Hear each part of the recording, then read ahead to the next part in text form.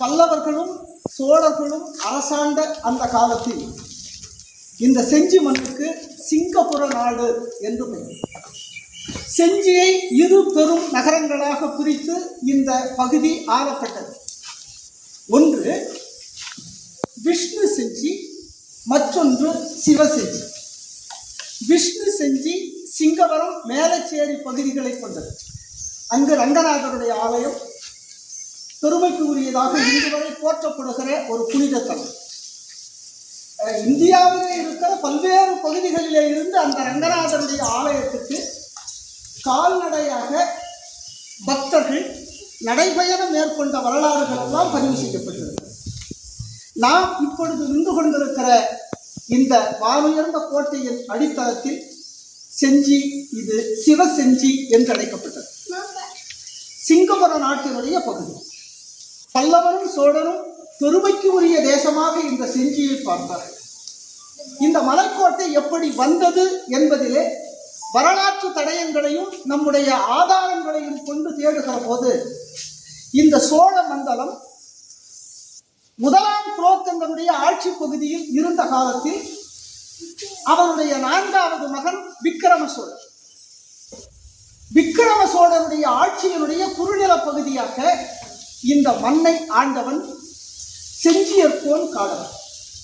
காடவர்கள் பல்லவர் குல வம்சத்தினுடைய கடைசி மன்னர்கள்.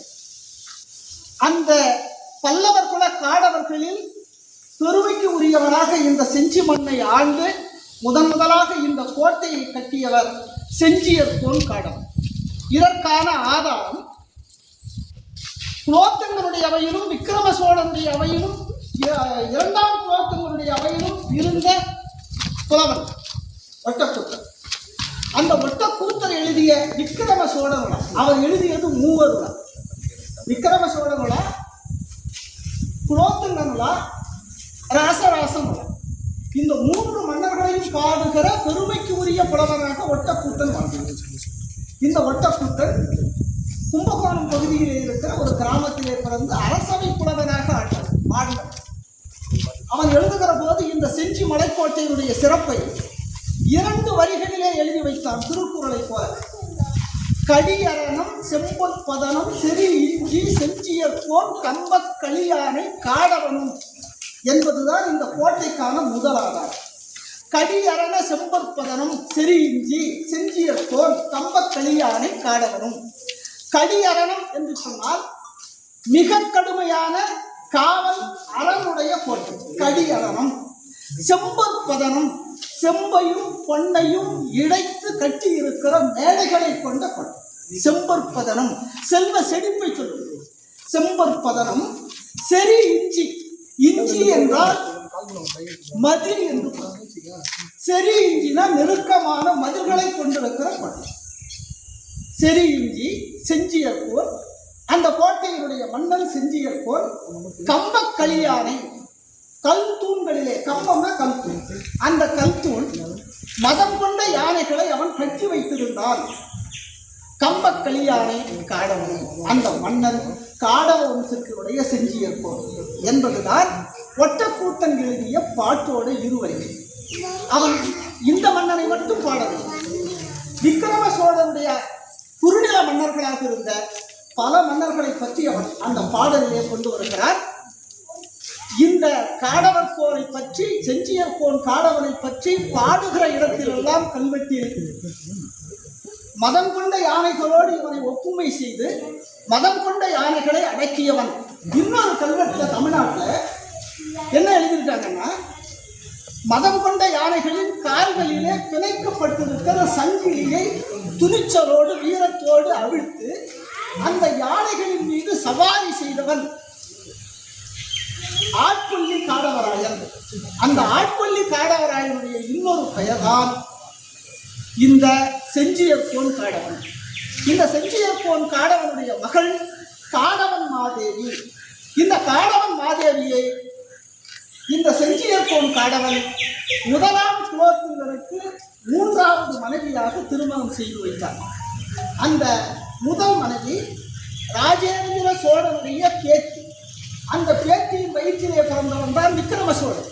அந்த விக்கிரம சோழனுடைய குறுநில இந்த செஞ்சியை முதலில் கட்டி அரசாண்ட செஞ்சியர் கோன் காடகம் என்பது இந்த செஞ்சி மண்ணினுடைய வரலாறு.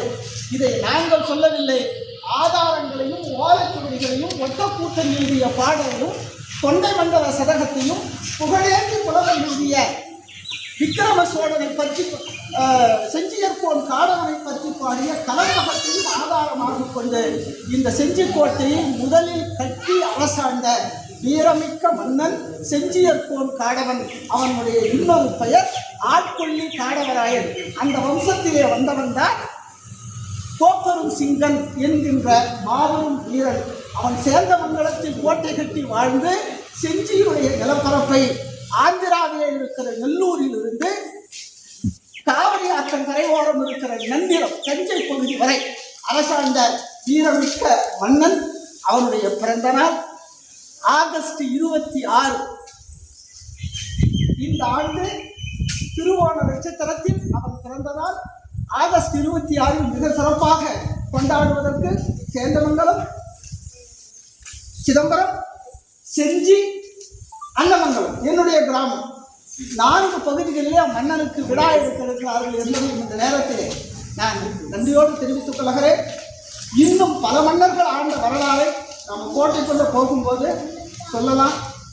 உங்களுக்காக ஒரே ஒரு கவிதை எழுதிக்கிட்டு வந்தேன். அதை மட்டும் படிச்சுட்டு நம்முடைய பயணத்தை தொடங்குவோம். ஐயா ரொம்ப டீப். வரலாற்றின் பெருமை பேசும் செஞ்சிக்கோட்டை, செஞ்சியர்கோன் காடவனார் கட்டி வச்ச கோட்டை, மதம் கொண்ட யானைகளை அடக்கி வச்சானம் பாட்டை, செம்பும் பொண்ணும் சேர்த்து கட்டி மதில் சுவர் போட்டான், கல்லான கோட்டை கட்டி கடவுளுக்கும் கோயில் கட்டி வச்சான், ஆழமிக்க அகழிகளை கோட்டையை சுற்றி வெட்டி எதிரிகளே வராம பார்த்துக்கிட்டான் அவன் பாட்டை. அவன் விக்கிரம சோழனுக்கு காவல்காரன், கலிங்க போற வென்று வந்த வீரசூரன், குலோத்துங்கனும் தலைவனுக்கும் பாசக்காரன், சோழனுக்கு பெண்படுத்த உறவுக்காரன், சேந்தமங்கலம் கோட்டை கட்டி செஞ்சி மண்ணை ஆண்டு வந்த கோப்பரும் சிங்கனுக்கு பாட்டனரும் உறவுக்காரன். அவன் கட்டி வச்ச செஞ்சி மலைக்கோட்டை மேகந்தொடும், உலகத்து மக்களெல்லாம் செஞ்சி நோக்கி காண வரும், காண்போர் காட்சி தரும் பேரழகோ பார்க்க பார்க்க வியப்பு தரும், கோட்டை மலை சுற்றி காட்டோட பேரழகு, காண குயில் கூட்டம் கண்டு வந்து கதை கூறும், வண்ணமயில் கூட்டம் வந்து பரவசத்தில் ஆடி வரும், வானரங்கள் கூட்டமெல்லாம் வழிமறித்து உறவு சொல்லும், அங்கு வீசும் காற்றினிலும் வீரம் வரும், தூரும் மழை துளியும் சொர்க்கமென காட்சி தரும், வானம் வந்து பார்ப்பவர்கள் கையில் விடும், நம் செஞ்சி மலைக்கோட்டை வீரக்கதை சொல்ல வந்தா கேட்பவர் கண்களிலே ரத்தம் வரும், மலைக்கோட்டை பாறையெல்லாம் பட்டகாயம் சொல்லி எழும், நம்ம கமலகிரி கோட்டையில காவல் தெய்வம் கமலக்கண்ணி, ஆண்ட மன்னர் அனைவரையும் காத்து நின்ற காவல் அன்னை, துன்பம் வந்தால் எல்லோருக்கும் துயர் துடைப்பவர், செஞ்சி மக்கள் அனைவரையும் காத்து நிற்பவள், நம் இதயங்களில் கோட்டை என உயர்ந்து நிற்பவள், அன்னையை போற்றுவோம், செஞ்சி கோட்டையை வாழ்த்துவோம். நீங்களும் செஞ்சி கோட்டையை ஏறி மகிழ்ந்து பார்த்து எங்கள் அன்னை கமலக்கண்ணியினுடைய பாதகமலங்களில் வணங்கி உங்கள் கோரிக்கையை வைத்து நீங்கள் நலமுடன் இருக்க அன்போடு அன்னை கமலக்கண்ணியின் சார்பாக வாழ்த்துகிறோம், வரவேற்கிறோம். நன்றி, வணக்கம்.